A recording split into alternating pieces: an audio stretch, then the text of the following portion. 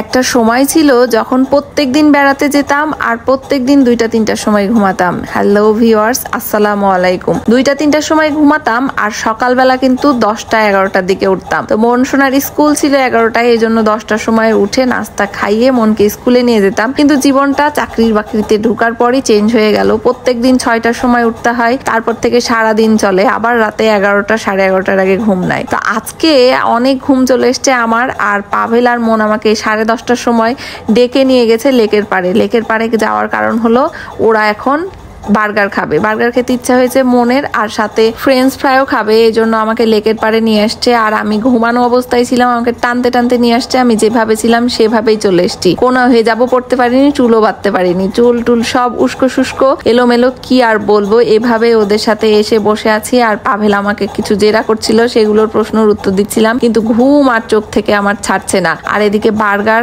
আর French fry order করে কিন্তু অপেক্ষাও করছিলাম, আর বসে বসে গল্প করছিলাম। লেকের পাড়ে কিন্তু সুন্দর আবহাওয়া ছিল, না গরম না ঠান্ডা। আর এরকম আবহাওয়াতে বসে গল্প করার কিন্তু মজাই আলাদা।